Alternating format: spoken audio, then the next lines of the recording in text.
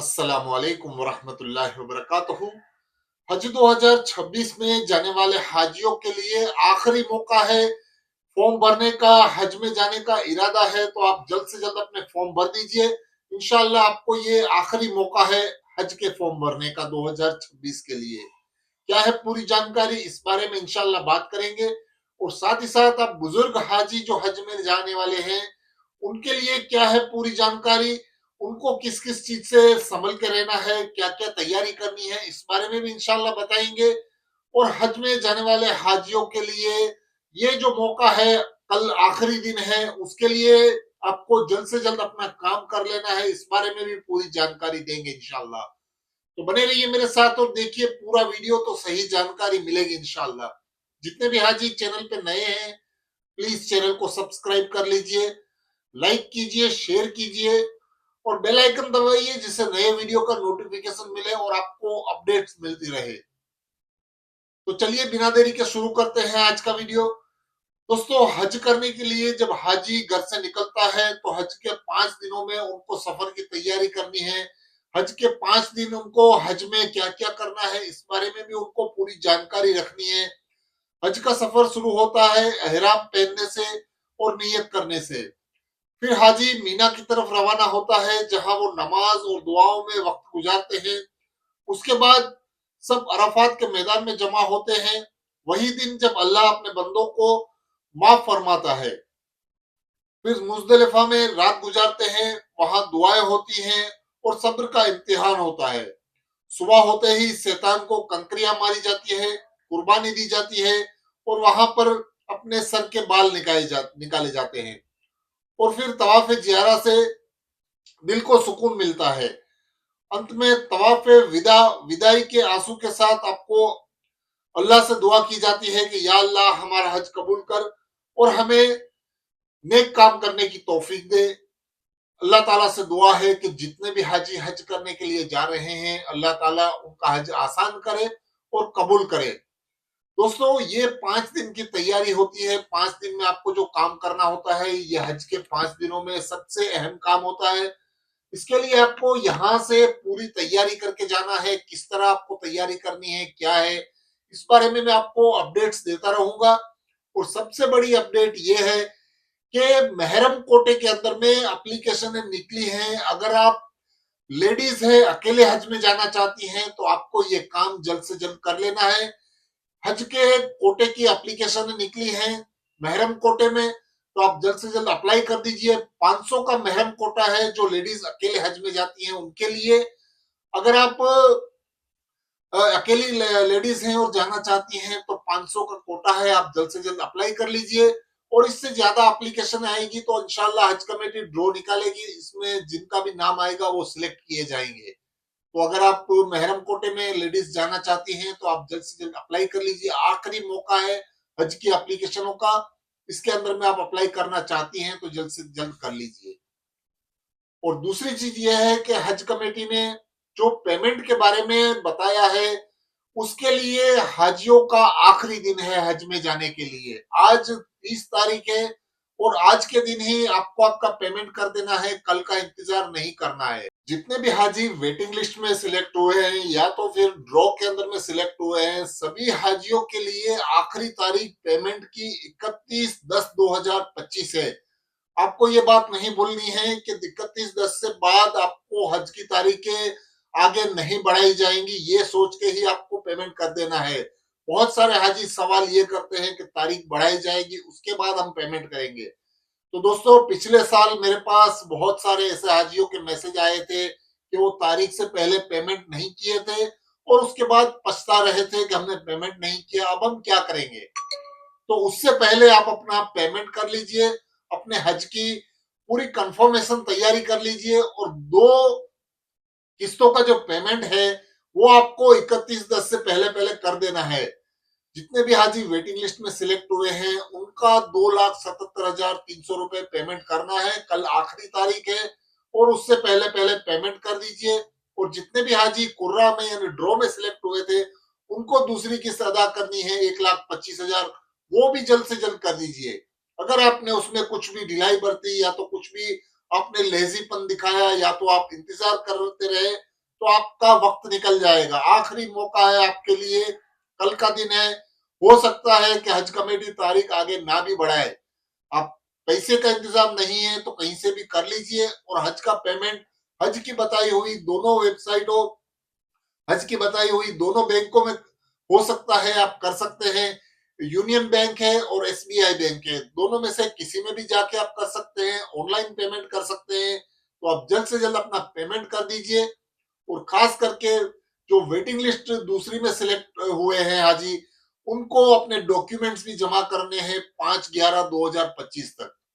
तो हज कमेटी ने पिछले दिनों 5 सर्कुलर जारी किए थे, उसमें सबसे इंपॉर्टेंट यही था कि दूसरी किस्त का अनाउंसमेंट हुआ था और वेटिंग लिस्ट का अनाउंसमेंट हुआ था, और सभी हाजियों को ये काम कर लेने हैं। आखिरी मौका है, आखिरी दिन है, उसके लिए पहले से ही तैयारी रखिए। आखिरी दिन तक या तो आखिरी मोमेंट तक आप बैंक में जाए न, और जाने से हो सकता है आपके बैंक में कुछ प्रॉब्लम हो, या तो सर्वर डाउन हो, या तो और भी कोई प्रॉब्लम आ सकता है। उससे अच्छा है कि अगले दिन ही पेमेंट कर लिया जाए, पूरी तैयारी कर ली जाए। इंशाल्लाह आपका हज में जाना आसान हो जाएगा। यह है पूरी बात हाजियों के लिए, वेटिंग लिस्ट वालों के लिए। और सबसे बड़ी बात यह है कि जितने भी बुजुर्ग हाजी हज के लिए जा रहे हैं, उनके लिए एक चीज जानना बहुत जरूरी है कि हज में जाने से पहले, अगर आप बुजुर्ग हैं, आपकी उम्र बड़ी है, या तो आप कुछ बीमारियों के शिकार हैं, तो आपको यहाँ से पहले से तैयारियां करके जाना है। जैसे कि बुजुर्ग लोग होते हैं, उनको मोबाइल चलाना नहीं आता, एंड्रॉइड मोबाइल हो या तो आईफोन हो, या तो ऐसे कोई मोबाइल हो जो बड़ी इंपॉर्टेंट चीजें जिसके अंदर में होती हैं, उनकी जानकारियों को जानना आपको बहुत जरूरी होता है। मोबाइल का चलाना हज के अंदर में बहुत ही इंपॉर्टेंट है। वहां पे आपको नुसुक कार्ड के लिए ऐप डाउनलोड करना पड़ता है। वहां पर आपको किसी भी तरह के मैसेज मोबाइल में आते हैं। वहां की जो आपकी बिल्डिंग में है, वो ग्रुप बनाते हैं जिसके अंदर में आपको मैसेज की इंफॉर्मेशन आती रहती है। इस तरह की तैयारियों के लिए आपको मोबाइल का होना और मोबाइल की जानकारी होना बहुत जरूरी है। तो जितने भी बच्चे अपने माँ बाप को हज के लिए भेज रहे हैं, उनसे ये गुजारिश है कि अपने माँ बाप को पहले मोबाइल की ट्रेनिंग दे, जिसके अंदर में उनको जो मिनिमम जानकारियां होती हैं, जो चेक करना होता है, उस तरह की जानकारियां उनको पहले से बता दें, उनको मोबाइल चलाना सिखा दें। और इस तरह के अगर आप तैयारी करके जाने से आपको परेशानियां कम होती हैं। मोबाइल चलाना बहुत ही आसान है, लेकिन उसके लिए आपको मेहनत करनी पड़ती है, वक्त काफी है। बुजुर्ग हैं आप, आपको मोबाइल चलाना नहीं आता, मर्द या औरत दोनों को ये काम करना जरूरी है। खुदा न खास्ता अगर कहीं पे आप अपनी फैमिली के साथ बिछड़ जाते हैं, अगर अकेली औरत कहीं पे बिछड़ जाती है, तो मोबाइल चलाने से उनको लोकेशन ढूंढना, या तो किसी के साथ बात करके उनका कम्युनिकेशन करवाना, ये बहुत आसान हो जाता है हज के अंदर में। आपको पता होगा कि पूरी दुनिया के लोग वहां आते हैं, और जिसके अंदर में बहुत सारी परेशानियों का सामना भी करना पड़ता है। उसके लिए ऐसी चीजों का जानना बहुत जरूरी होता है। तो इस चीज का आपको खास ख्याल रखना है कि अगर आपके बुजुर्ग माँ बाप हैं और अगर हज में जा रहे हैं, तो पहले आप उसको मोबाइल की ट्रेनिंग दीजिए। और मेरा तो कहना यह है कि अगर आपके बूढ़े माँ बाप हैं और वो हज करना चाहते हैं, तो आपको साथ में जाना बहुत जरूरी है, क्योंकि अपने बच्चों को साथ लेकर जाएं। बहुत मुश्किलों का सामना करना पड़ता है बुजुर्ग हाजियों को। उसके लिए अपनी औलाद या तो अपने बेटे या बेटियां साथ में रहने से बहुत काम आसान हो जाता है। अकेले बुजुर्ग हाजियों का वहां पे काम नहीं होता है, बहुत परेशानी होती है, जिसके लिए हो सके तो अपने माँ बाप के साथ ही हज करें। ये बहुत ही अच्छा काम है और बहुत ही सवाब का काम है, नेक काम है। और दूसरी चीज ये है कि हज में जाने वाले सभी हाजी, छोटे हों, बड़े हों, बुजुर्ग हों, जवान हों, सबके लिए एक चीज जानना जरूरी है कि आपको यहाँ से ज्यादातर जितनी भी तैयारियां हो सकती हैं वो करके जानी है। सबसे पहला काम मैंने बहुत सारे वीडियोस में बताया है कि वॉकिंग करना है। वॉकिंग की प्रैक्टिस करनी है, आपको वहां ज्यादा से ज्यादा चलना पड़ेगा। उसके लिए आपको वॉकिंग करने की प्रैक्टिस यहाँ से करके जानी है। और दूसरी सब चीजें हैं, उसके लिए आपको हज के जो भी गाइडलाइंस होती हैं उसको भी समझना बहुत जरूरी है। और दूसरी बात, आपको सऊदी गवर्नमेंट की जो गाइडलाइंस होती हैं उनको भी समझना जरूरी होता है। तो ऐसी सब चीजें हैं जिसको आपको यहाँ से जानना जरूरी है। आपको वहां पर लड़ाई झगड़ा नहीं करना है। आपकी बिल्डिंगों में अपने जो अड़ोस पड़ोस वाले हैं उनसे झगड़े नहीं करने हैं। काफी लोगों को देखा गया है कि छोटी छोटी बातों में झगड़े करते हैं, अपने कपड़े सुखाने की बात पर, या तो खाना पकाने की बात पर, या तो कपड़े रस्सी पे डालने की बात पर, या तो खुदा न खास्ता कपड़े सुखाने के वक्त सभी के एहराम एक जैसे होते हैं, जिसमें अगर किसी का एहराम गलती से कोई लेकर चला गया है तो उसके ऊपर बड़े फसाद, बवाल और झगड़े होते हैं। तो इन सभी चीजों से आपका दिमाग शैतान भटका देता है। तो आपको इस चीज का खास ख्याल रखना है कि सब्र करना है। आपको जो भी काम करने हैं आराम से, सब्र से, बातचीत से करने हैं, झगड़े वहां नहीं करने हैं। आप अल्लाह की राह में गए हैं, आप अल्लाह के मेहमान हैं, उसके लिए आपको ये सब चीजों से बचना है। दूसरी चीज ये है कि जो हाजी हज करने के लिए जा रहे हैं, बुजुर्ग हाजी होते हैं, उनको ब्लड प्रेशर का थोड़ा प्रॉब्लम रहता है, किसी को शुगर की तकलीफ रहती है, उनकी मेंटल परेशानियों की वजह से वहां पर ये क्या करते हैं कि पुलिस से कुछ बातों में झगड़ा कर लेते हैं। जैसे कि आपको वहां हरम शरीफ के आसपास, या तो काबतुल्ला शरीफ के पास, या तो कहीं और जगह पे, जमरात पे, आपको एक जगह पर खड़ा नहीं रहना दिया जाता। बहुत सारे हाजी गुस्सा करते हैं, झगड़ा कर लेते हैं पुलिस वालों से या तो उनके सिक्योरिटी से। तो ऐसा बिल्कुल भी नहीं करना है आपको। अगर आपने किसी तरह की जज्बाती लड़ाई, या तो कुछ गुस्से में आकर आपने कुछ बोल दिया, या तो आपने उनसे कुछ बोलचाल कर दी, तो ये आपके ऊपर भारी पड़ सकता है। क्योंकि वहां पर रूल्स एंड रेगुलेशंस बहुत मुश्किल है वहां के।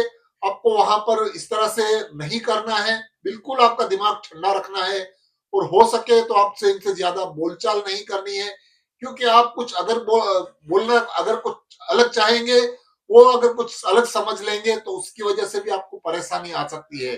क्योंकि अरबी लैंग्वेज हमको आती नहीं है, और वहां पर हम लोग कुछ उल्टा सीधा बोलने से वो लोग कुछ अलग समझ जाते हैं।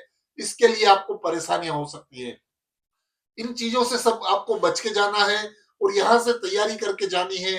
जितना हो सके अपनी औलादों को साथ में रखना है, अपने बच्चों को साथ में लेकर जाना है हज के लिए। जिससे क्या होता है कि जवान लोग होने से आपको हौसला मिलता है, आपको दूसरी कामों में आसानी होती है, और आप हज के अंदर में सभी तरह के अरकान आराम से कर सकते हैं। ये सब बातें बताने का मकसद मेरा सिर्फ आपको जगाना है, आपको एक चीजों से बताना है कि किस तरह रहना है, क्या करना है। ये कोई मेरा डराने का मकसद या तो आपको इस तरह से आपको खौफ में डालना नहीं है। सिर्फ ये बताना है कि यहाँ से तैयारी करके जाएं, आपको मेंटली और फिजिकली और सभी तरह की तैयारियां करके यहाँ से जानी है, जिसकी वजह से आपको वहां जाकर परेशानी ना हो। दोस्तों, वीडियो अच्छा लगा है तो चैनल को सब्सक्राइब कीजिए, लाइक कीजिए, शेयर कीजिए। और अगर आप वीडियो में अच्छा कमेंट करते हैं तो मुझे बहुत खुशी होगी। अल्लाह हाफिज।